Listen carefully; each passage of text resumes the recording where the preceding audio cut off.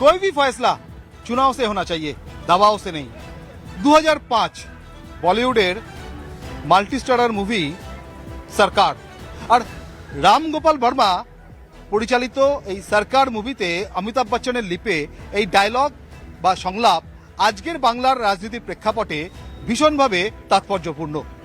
সামনেই রাজ্যে বিধানসভা নির্বাচন, আর এই বিধানসভা নির্বাচনের প্রাক্কালে আমি পারাদ্বীপ ঘুরে বেড়াচ্ছি বাংলার জেলা থেকে জেলায়, গ্রাম থেকে গ্রামে। আর এইভাবেই ঘুরতে ঘুরতে আজ পৌঁছে গেছি বীরভূম জেলার অন্তর্গত নানুর বিধানসভা কেন্দ্রে।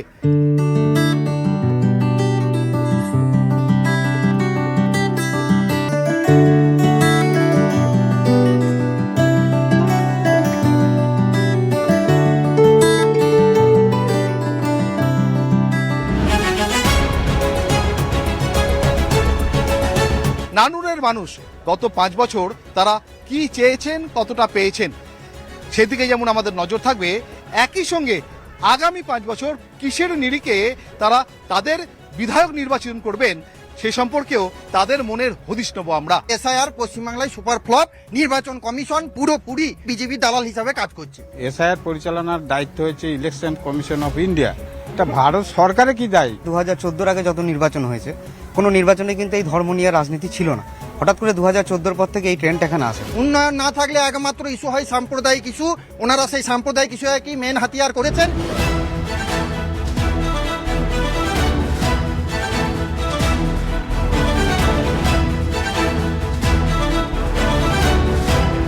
নির্বাচনের আগে সব থেকে যেটা চর্চিত বিষয়, সব থেকে যেটা আলোচিত বিষয়, এসআইআর।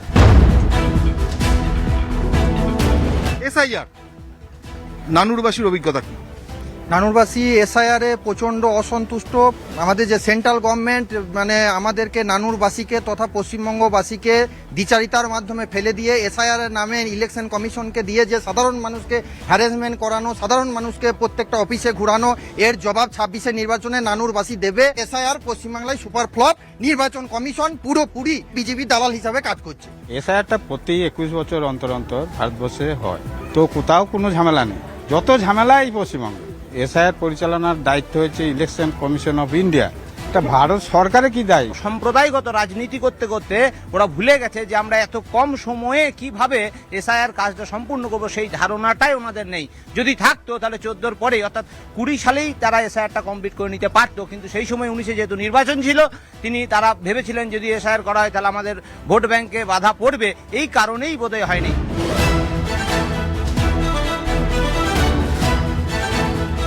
শুধুমাত্র এসআইআর নয়, এবার 2026-এর বিধানসভা নির্বাচনে রাজ্যে নতুন একটা ট্রেন্ড। বাংলার রাজনীতিতে এই ট্রেন্ড আগে কখনো দেখা যায়নি। বাংলার রাজনীতিতে যেটা এবারে বিশেষ করে দেখা যাচ্ছে সেটা হচ্ছে ধর্মের নিরিখে ভোট। 2011-র আগে আপনি যান, এই ট্রেন্ডটা কিন্তু ছিল না। কিন্তু বিজেপি বিভিন্ন রাজ্যে এবং সেন্ট্রালে ক্ষমতায় আসার পর যেভাবে জাতপাতের ইস্যুটাকে টেনে নিয়ে এসে হিন্দু মুসলিম বিভাজনের রাজনীতি সৃষ্টি করতে, এর জবাব মানুষ ঠিকই দিয়ে দেবে। অবশ্যই আমরা ধর্মের নিরিখে ভোট চাইছি, কিন্তু এটাও বলছি যে রাষ্ট্রবাদী মুসলিম যারা আছে তারা আমাদের সঙ্গেই আছে। আমি একদম ডাইরেক্ট খুলে বলছি, ভারতীয় জনতা পার্টি সনাতনীদের সঙ্গেই আছেন, রাষ্ট্রবাদী মুসলিমদের সঙ্গে আছেন। উন্নয়ন না থাকলে একমাত্র ইস্যু হয় সাম্প্রদায়িক ইস্যু। ওনারা সেই সাম্প্রদায়িক ইস্যুকে মেন হাতিয়ার করেছেন, কারণ ওনাদের কাছে উন্নয়ন নাই। সাম্প্রদায়িক ইস্যুতে ওনারা ভোট করতে চাইছেন। 26-এর নির্বাচনে ওনাদেরকে মুতোর জবাব দেবে নানুরবাসী। দাদা বললেন, খুব ভালো লাগলো শুনে। সাম্প্রদায়িক সবকিছু মানছি। এবার যদি সাম্প্রদায়িক হতো মাননীয় মনিরুল সাহেব, তাহলে বিজেপির হয়ে নিশ্চয়ই লড়াই করতেন না। তাহলে সাম্প্রদায়িক তো দল নয় বিজেপি। এই ট্রেন্ডটাকে যদি আমরা দেখি তাহলে দেখতে পাই যে 2014-র আগে যত নির্বাচন হয়েছে, কোনো নির্বাচনে কিন্তু এই ধর্ম নিয়ে রাজনীতি ছিল না। হঠাৎ করে 2014 পর থেকে এই ট্রেন্ড এখানে আসে। রাম আমাদেরও শ্রদ্ধেয়, আমাদেরও উপাস্য, আমাদেরও দেবতা। তো রামকে নিয়ে এই রাজনীতি, এটা আমরা কেউই সমর্থন জানাই না। তাই ধর্মের ভিত্তিতে ভোট আমরা চাই না, আমরা এটা মানি।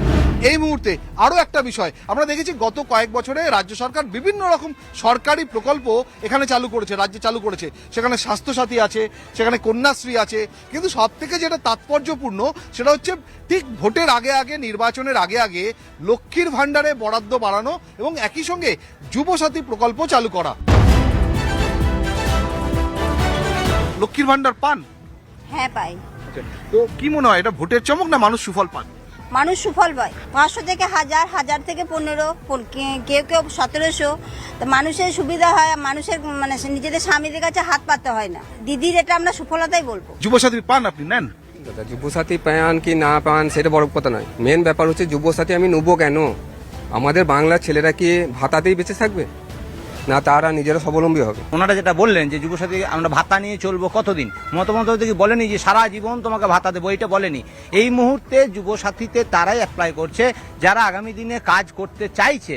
তাদের যে ছোট্ট ছোট্ট অ্যাপ্লিকেশনের খরচা বলুন, পোস্টাল অর্ডারের খরচা বলুন, ব্যাংক ডিমান্ড ড্রাফটের খরচা বলুন, এই খরচটা তার বাবা মা কাছ থেকে নেওয়া, মানে বাবা মায়ের কাছ থেকে নেওয়া মানে কি, তার হয় বার্ধক্য ভাতার টাকা নেওয়া বা লক্ষ্মী ভান্ডারের মায়ের কাছ থেকে নেওয়া, এইটা যাতে না নিতে হয় সেই জন্যই যুবসাথী প্রকল্পের এই স্কিম। এই যে লক্ষ্মীর ভান্ডার, যুবশ্রী, আরও কন্যাশ্রী, নানা রকম ভাতা, এটা তো আসছে তো আমাদেরই জনগণের ট্যাক্সের টাকায়।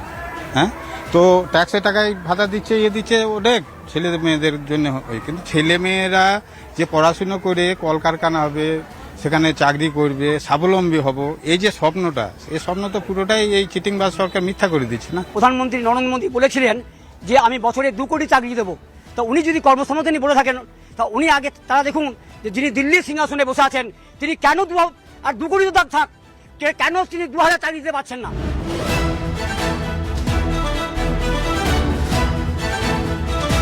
বাংলার বাইরে বাংলা ভাষা বললে নির্যাতিত হতে হয়, লাঞ্ছিত হতে হয়। কি বলছেন নানুরবাসী সে প্রসঙ্গে? এই ট্রেনটা আগে ছিল না। উড়িষ্যাতে গেলে যেমন আমার বাঙালিদের ওপর অত্যাচার হয়, ঠিক আছে, বিহারে গেলে যেমন অত্যাচার, ওদেরও কিন্তু লোকজন আমাদের বেঙ্গলে এসে করে কমে খাচ্ছে, কিন্তু বাংলা কিন্তু কোনোদিন দ্বিচারিতা করে নাই দাদা। আরে কাজটা করতে যাবে কেন? এখানে কারখানা থাকলে যেতে হইতো। যিনি বলছেন তার বাড়িরই কেউ না কেউ দেখুন বাইরে কাজ করছে। যদি বাংলায় কর্মসংস্থান থাকতো তাহলে সেক্ষেত্রে বোধহয় বাংলা থেকে পরিযায়ী শ্রমিকের সংখ্যা বছর বছর উত্তর এইভাবে বাড়তো না, এমনটাই অভিযোগ করা হচ্ছে। কি বলবেন? কর্মসংস্থান নেই, এটা সর্বৈব মিথ্যা কথা। প্রত্যেক বছর বছর এসএসসি নিচ্ছে, প্রত্যেক বছর বছর আপনার আপার প্রাইমারি নিয়োগ হচ্ছে। কেন আজকে উত্তরপ্রদেশ থেকে এসএসসিতে পরীক্ষা দিতে কলকাতা ছুটছে? কেন আজকে ইউপি থেকে আপনার গুজরাট থেকে পরীক্ষা দিতে আমাদের বীরভূম আসছে?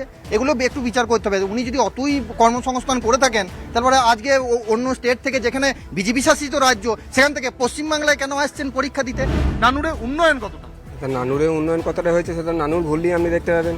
উন্নয়নের তীরফলা একবার লাইট লাগানো হয়েছিল, দেখাও গিয়েছিল অনেক টাইমে, এখন সেটা চোখে বোধহয় দেখাই যাবে না, রাস্তায় কোথাও লুটিয়ে পড়ে আছে। আমাদের বিধায়ক বিধানচন্দ্র মাঝি উন্নয়নের নিরিখে যদি কথা বলতে হয়, তিনি মানে বীরভূম জেলার প্রথম, কারণ তিনি বিধায়ক উন্নয়ন তহবিলের 3,30,00,000 টাকা তিনি খরচ করতে পেরেছেন, মানে উন্নয়নটা তিনি করেছেন। নানুরে উন্নয়ন হয়েছে একবারে 80% উন্নয়ন হয়েছে। নানুর বিধানসভায় যে আমাদের কিডনাহার আছে, সেই হাসপাতালটাকে উন্নতি করার জন্য রিসেন্টলি ভোট ঘোষণা হওয়ার আগের দিনে 1.5 কোটি টাকা দান করেছেন, এবং কিডনার হাসপাতালটাকে সুপার স্পেশালিটি হাসপাতাল করার জন্য তিনি মানে অনুমোদন পাঠিয়ে দিয়েছেন স্বাস্থ্য মন্ত্রকের কাছে।